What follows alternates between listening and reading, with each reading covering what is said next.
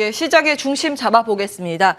빅데이터 연구소 이상준 소장과 함께합니다. 소장님, 예, 잘 지내셨죠? 반갑습니다. 예, 환영합니다. 반갑습니다. 예. 쉬는 동안 시장 신고가도 여러 번 밟게 되고 예. 특히 코스닥의 상대 강도가 높았고 예. 앞으로의 시장 판을 어떻게 읽느냐에 따라서 또 우리의 투자 열매, 성과가 또 달라질 거 아니겠습니까? 그렇습니다. 그 예. 판단 함께 도와주실 겁니다.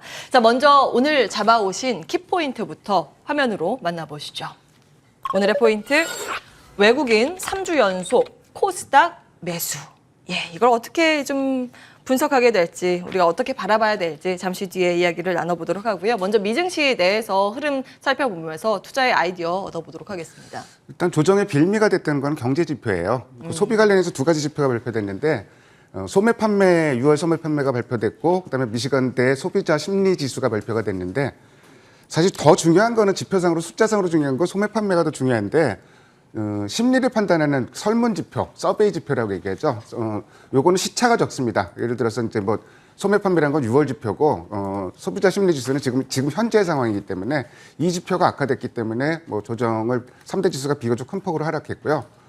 원인장크가 얘기를 했는데 고민되는 부분이 반도체가 많이 빠졌어요. 이틀 연속 급락을 했는데 예. 지금 뉴욕에서 반도체 대장주는 엔비디아거든요. 근데 엔비디아가 중국에서 요새 그 가상화폐 규제하면서 채굴 하는 이제 GPU 그래픽 처리 시스템이라고 얘기하는데 이게 땡처리 물량들이 계속 나오고 있대요. 땡처리요? 예, 그러니까 막 안 되니까 그냥 막 싸게 파니까 엔비디아의 주력 수익 모델이 여기거든요. 이 부분이 영향이 좀 큰 것 같고요. 필라델피아 반도체 지수도 역시 뭐 2%가 넘게 빠졌고 러셀 2000 지수도 1.3%, 다운송 지수도 뭐 1.4%. 굉장히 좀 기분 나쁜 지표들이 나왔고 그나마 오른 종목은 모더나가 10% 넘게 올랐는데요. 급기야 이제 모더나가 S&P 500에 편입이 됩니다. 그 얘기 때문에 저희 10%가 넘게 올랐고요. 뭐 넷플릭스 2% 내일 실적 발표되죠. 그다음에 아마존 또 1%대 1.6%, 애플도 1%대, 뭐 골드만삭스, 쉐브론 전부 2%다 하락해갖고 상승한 종목을 찾기가 좀 어려울 정도로 좀 분위기는 굉장히 좀 좋지 않은 상황이고 우리 시장도 아무래도 이 영향이 좀 있을 것 같습니다. 달러 인덱스는 이틀 연속 올랐고요. 유가는 4월 연속 내렸습니다. 이틀 연속 급락했다가 낙폭은 좀 줄었는데 4월 연속 내려가면서 70달러 배럴당 71달러대로 내려왔고요. 미 국채 10년물 금리가 장중에는 1.2%대로 떨어졌다가 1.3% 뭐 1.3%를 턱걸이하며 마감이 됐고 뭐 제가 그 준비한 지표는 미시건대 소비자 심리 지수를 한번 좀 그 차트를 한번 그려봤는데요.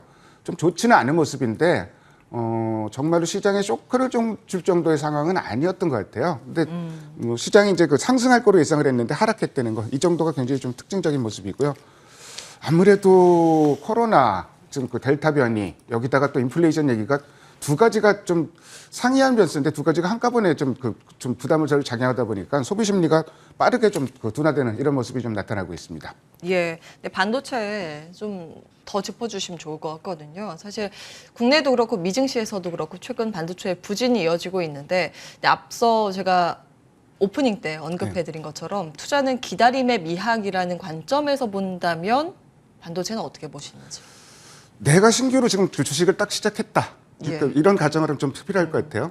굳이 지금 이렇게 논란이 있는 반도체를 지금 담을 필요가 있겠느냐 이런 생각이 들어요. 그러니까 지금 당장의 실적도 중요하고 지금 시장이 종목이 예. 올라가는 게 지금 실적도 돼야 되고 앞으로도 하반기에도 좋아질 종목들만 꼽아서 올라가고 있어요. 근데 반도체에 대해서는 지금 당장은 실적이 굉장히 좋은데 하반기에 대해서는 논란이 많은 상황이고 뭐 비근한 예로 마이크론도 서프라이즈를 기록했는데 그 이때부터 주가 약세 보였고 예. 삼성전자도 어마어마한 빅서프라이즈를 기록했는데 그때부터 주가 약세를 보이고 굳이 지금 그 신규로 가부당한다면 신규로 반도체를 우선적으로 좀 편입을 해야 되느냐 여기는 저는 고개가 좀 갸웃할 수밖에 없는 흐름으로 보고 있습니다. 자, 그러면 어느 부분에 포커스를 맞춰서 봐야 되는가? 수급 특징주를 통해서 힌트를 얻어보겠습니다. 일단 눈에 확 들어오는 게 삼성바이오로직스하고 농심 라면값 인상하느니 마느니 얘기가 많았는데 결국 올렸어요. 오뚜기가 먼저 올렸는데 그 농심도 이제 신호탄을 당연히 쐈고. 올리겠죠. 예. 그래서 그 이틀 연속 쌍끌이 매수가 나오고 있고요.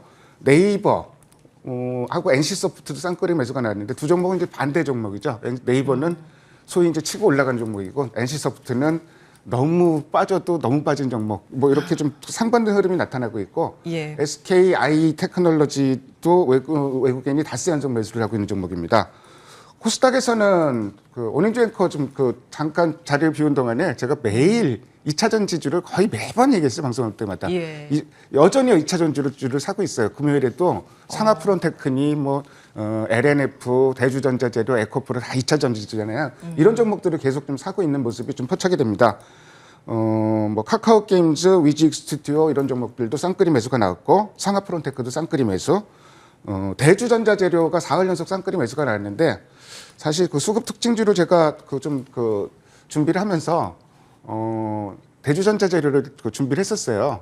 예. 근데 아무래도 좀 찜찜해갖고 주말에 종목을 바꿨어요. 왜 찜찜하다고 그 생각하셨어요? 부분은 이따가 전략에서 말씀을 드릴 텐데 예. 2차 전지주가 저는 거의 6월부터 계속 2차 전지주를 계속 주장을 했었는데 그 근거 중에 하나가 중국의 2차 전지주들 배터리주들이 뭐 그 자고 일어나면 신고가 기록하고 이런 상황인데 우리나라 2차 전지주는 너무 싸다는 얘기였거든요. 예. 근데 금요일 날 중국 배터리주들이 좀 이상한 움직임을 보여갖고 그 부분은 좀 경계를 해갖고 일단은 좀 빼고 예, 그래서 그 조금 좀 안전하게 들어갈 수 있는 지금 만만한 주식인 삼성바이오로직스 이틀 연속 쌍끌이가 나오고 있는 삼성바이오로직스를 가지고 왔고요. 예. 기관 매수를 일단 주도하고 있는 게 요새 그 기관 중에서도 연기금 매매를 상당히 좀 유심하게 보는데 연기금이 7월 달에 열심히 사고 있는 종목이 또 삼성바이오로직스입니다. 그리고 7월 중에 이틀을 제외하고는 계속 순매수를 기록했고 외국인은 별 움직임이 없다가 갑자기 주 후반에 이제 또 쌍끌이 매수로 들어섰고 삼성바이오로직스의 포인트는 이겁니다. CMO 회사라는 거는 가동률 높아지면 실적 좋아지잖아요. 근데 예. 공장이 여러 개가 있는데 여러 공장들이 가동률이 1분기에 비해서 2분기에 확 좋아지고 있는 거예요. 이 부분이 그냥 단적인 포인트입니다. 그래서 2분기 매출은 기대치에 부합할 것으로 예상하고 이익은 예상치를 큰 폭으로 상회할 것으로 좀 전망되는 종목이고요. CMO 뭐 수주 효과 하반기에 이제 뭐 지금 상황이 또 이러니까 백신들도 뭐 수주 효과 많이 날 거 아니에요. 그렇죠. 이런 부분들도 생각을 해야 될 것 같고 증권사 평균 목표가는 뭐 중요할지 모르겠지만 100만 원대 지금 부르고 있습니다. 그래서 지금 흐름으로 봐서는 나는 조금 그 리스크를 좀 덜 지고 싶고 조금 수익이 덜 나더라도 예. 덜 지고 싶다는 종목 그 투자자분들이 있으면은 딱 맞는 종목이 삼성바이오로직스가 아닌가 싶어요. 예. 사실은 미증시에서도 바이오 헬스케어 섹터의 강세가 최근 두드러지고 있는 네. 그런 상황이고 수급적으로 국내에서도 삼성 바이오로직스 심상치가 않다. 수급 대장주로 오늘 꼽아주셨습니다. 2차 전지 관련주는 보유자의 영역이겠죠. 신규 네. 매수에 대해서는 지금은 조금 고민할 필요가 있다. 이런 관점도 체크해 주셨습니다. 자, 다음 오늘의 중심 이슈. 네. 외국인이 3주 연속 코스닥 시장을 매수를 한 가운데 이제 코스피하고 코스닥을 동시에 순매수가 간헐적으로 이제 포착이 된단 말이에요. 지난주에 주간 단위로 보면은 무처럼 만에 코스피도 사고 코스닥도 사고 그랬거든요. 예. 근데 코스닥은 3주 연속으로 사고 있어요. 제가 이제 주간 단위별로 외국인이 코스피와 코스닥을 어떻게 매매했는지 표를 한번 정리를 해봤는데 코스피는 계속 팔다가 지난주에 찔끔 샀고 근데 코스닥이 3주 연속 사고 있는 모습이 굉장히 눈에 확 들어옵니다. 그래서 근데 이제 그 코스피가 순매수를 기록했는데 이게 의미가 있느냐? 의미가 별로 없어요. 왜냐면은 금요일 날 이상한 의미가 좀 발생을 했어요. 제가 이제 그 증권사 HTS를 좀 캡처한 화면을 좀 준비를 했는데 마감 동시 효과 때 예. 순매도 규모가 확 줄어들었어요. 그러니까 그 마감 동시 효과 전에 2,500억 정도 순매도했었는데 딱 마감 동시 효과 끝나고 나니까 900억 원대로 순매도가 줄어들었거든요. 도대체 이게 뭘까로 찾아봤더니 제가 이제 그 캡처를 한 화면이 시간대별 프로그램 매매, 그 중에서도 외국인 매매를 좀 체크를 해봤는데 막판에 빨간 선이 휙 위로 올라가 있죠. 예. 이 얘기는 프로그램 매수가 마감 동시 효과 때 1,600억이 들어왔다는 얘기예요. 그러니까 한편으로 생각해 보면은 이런 부분도 생각할 수 있어요. 아, 외국인이 그럼 상방으로 베팅을 하나? 이렇게 얘기를 할 수 있는데 예. 이 프로그램 매매라는 게 속성상 변덕이 굉장히 심해요. 여기에 의미를 부여할 필요가 전혀 없는 내용으로 볼 수 있을 것 같고요. 그래서 지난주에 외국인이 코스피를 순매수를 했는데 그게 의미가 있을 것 같진 않고 자, 코스닥은 금요일 날 외국인 순매도를 기록했는데 이거는 장중 매매를 제가 표시를 한 거예요. 이것도 역시 외국인 매매입니다. 코스닥 매매를 살펴보면은 그러니까 마감 장 중반 이후로 순매도 금액이 확 줄어들면서 순매도 금액이 거의 없어졌고 코스닥 지수도 여기에 똑같이 움직이는 움직임입니다. 예, 파란 선이죠. 그렇죠. 파란 선이 외국인 그 코스닥 매매예요. 그리고 까만 선은 이제 네네. 코스닥 지수고. 그래서 이 정도면 상당히 의미가 있을 것이다 이렇게 생각을 하는데 그러면은 중요한 게 3주 동안 외국인들은 코스닥에서 어떤 종목을 샀는지를 좀 확인해 볼 필요가 있을 것 같아요. 그래서 확인해 봤더니 역시 열심히 2차 전지주를 사고 있습니다. 7월 첫째 주, 둘째 주, 셋째 주 3주 연속 사고 있는데 에코프로비움이라든지 PI 첨단 소재, 에코프로비엠, 천보, LNF, 대주전자재료 이런 종목들을 좀 사고 있는데 거의 그렇다면 2차 전지 소재 쪽에 많이 집중되어 그렇죠. 있네요. 카카오 게임즈나 뭐 저희 그 엔터주 정도 좀 사는 부분도 좀 있는데 중심은 어쨌든 2차 전지 배터리주를 사고 있는 게 좀 분명해요. 예. 그렇다면은 그 앞으로도 계속 살 수 있을지 이 부분에 대해서 제가 조금 의구심이 들었던 게 좀 이상한 조짐이 나왔던 그 얘기를 한 게 예.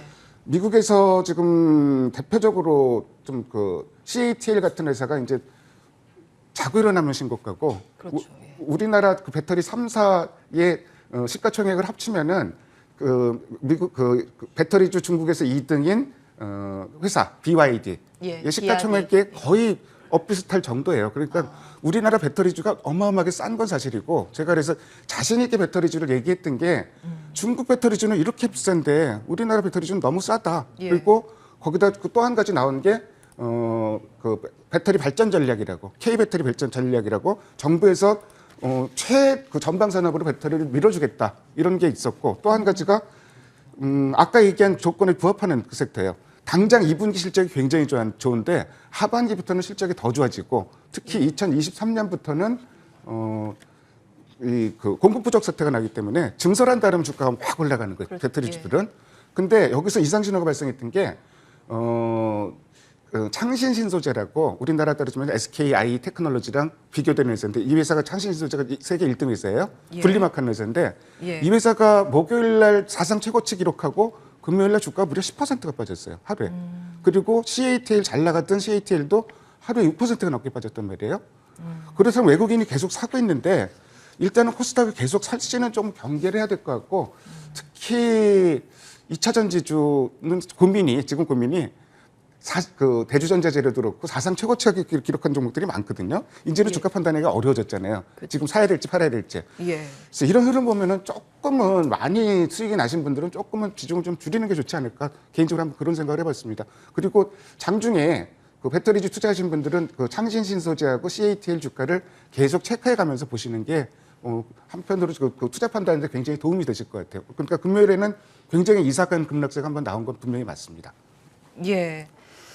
그래서 전체 시장은 그래서 시장이 종목 고르기가 굉장히 어려워졌는데요. 예를 들어서 뭐 철강주라든지 이런 섹터들 서프라이즈를 기록했는데 실적이 잘 나왔어도 그것만 갖고도 안 되고 또 성장 기대감만 있는 회사도 잘 안 올라가요. 그러니까 두 가지를 다 갖춰야 되고 예를 들어서 제가 이제 그 메타버스 관련해서 예를 좀 드는 종목들이 있는데 자이언트 스텝이나 뮤직 스튜디오 같은 경우는 다른 종목들이랑 좀 다르게 움직이는 게 이게 이제 그 실적의 가시성이라고 얘기를 하는데 그 가상 스튜디오 운영하는 회사들인데 이 회사들은 하반기부터 진짜로 수주받은 걸 보면 실적이 좋아질 게 눈에 보이거든요. 그러니까 지금 시장은 실적만 지금 당장의 실적만 좋아도 안 되고 앞으로의 성장성만 받아봐도 안 되고 이 두 가지를 같이 좀 고른 섹터. 그래서 그 계속 배터리를 얘기했었는데 그와 유사한 섹터를 찾아서 접근하는 전략이 필요해 보입니다. 예.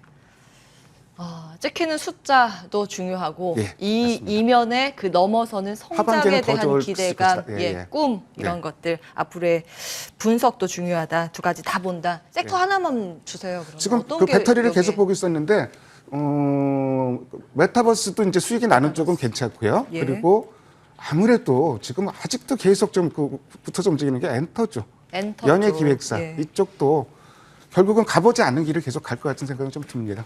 여기까지 빅데이터 연구소 이상준 소장과 함께했습니다. 오늘 말씀 고맙습니다. 네, 감사합니다.